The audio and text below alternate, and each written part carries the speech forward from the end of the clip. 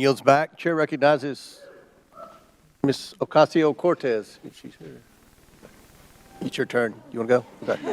Okay. We won't start the clock till you get there. Appreciate also your generosity. I just want to start off right here at the top here. This isn't even my line of questioning, but I'd like to submit to the record a Washington Post article now warning about Hunter Biden laptop disinformation, the guy who leaked it. Here's the deal. Before I even get into my questions, I think that the story here with the Washington Post reporting is that what they're saying right here, when the New York Post first reported in October 2020 that it had obtained contents of a laptop computer allegedly owned by Joe Biden's son Hunter, there was an immediate roadblock faced by other news outlets that hoped to corroborate reporting, as many did. The newspaper wasn't sharing what it obtained. New York Post had this alleged information and was trying to publish it without any corroboration, without any backup information. They were trying to publish it to Twitter. Twitter did not let them, and now they were upset. I believe that political operatives who sought to inject explosive disinformation with the Washington Post couldn't get away with it. And now they're livid. And they want the ability to do that again. They want the ability to inject this again. So they've dragged a social media platform here in Congress. They're weaponizing the use of this committee so that they can do it again. A whole hearing about a 24-hour hiccup in a right-wing political operation. That is why we are here right now.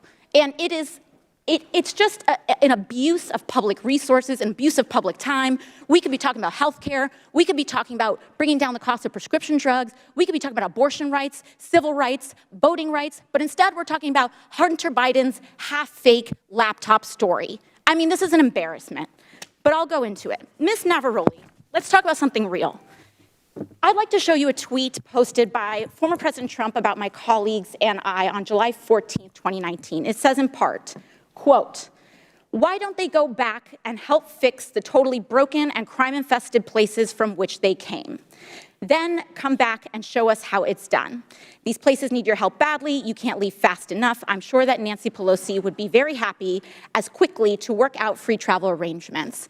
A day or two after that, Donald Trump publicly incited, violence at a rally, targeting 4 congresswomen, including myself, saying, "Go back to where you came from." Ms. Navarrete, as I understand it, you were the most senior member of Twitter's content moderation team, or a senior member of Twitter's content moderation team when this was posted.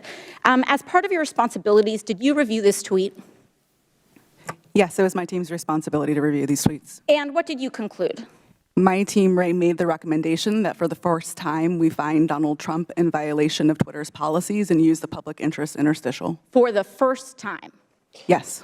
And at the time, Twitter's policy included a specific example when it came to banned abuse against immigrants, as they specifically included the phrase, "go back to your country," or go back to where you came from, correct? Yes, that was specifically included in the content moderation guidance as an example. You brought this up to the Vice President of Trust and Safety, Del Harvey, correct? I did, yes. And she overrode your assessment, didn't she? Yes, she did. And something interesting happened after she overrode your assessment. A day or two later, Twitter seemed to have changed their policies, didn't they? Yes, that trope, "go back to where you came from," was removed from the content moderation guidance as an example. So Twitter changed their own policy after the president violated it in order to potentially accommodate his tweet? Yes. Thank you. So much for bias against right wing on Twitter. Additionally, Ms. Navarrete, are you familiar with the account Libs of TikTok? I have heard of it from the news, yes. Mr. Roth, are you familiar with this account? Yes, ma'am, I am.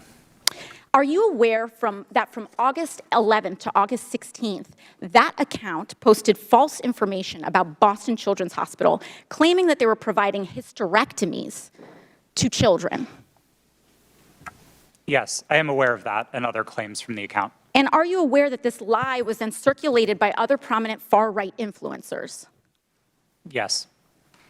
And are you aware that all these claims, which I have reiterated were false, culminated in a real-life harassment and ultimately a bomb threat to the Boston Children's Hospital? Yes, I am aware. And this account is still on that platform today, isn't it? Regrettably, yes, it is.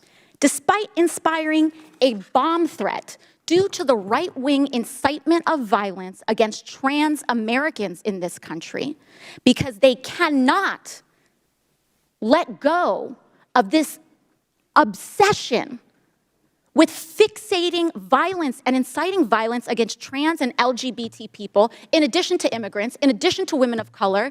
This is a party that cannot pick on anyone their own size. And they are trying to co-opt an entire social media platform and use the power of this committee and of Congress in order to pursue a political agenda. I yield back.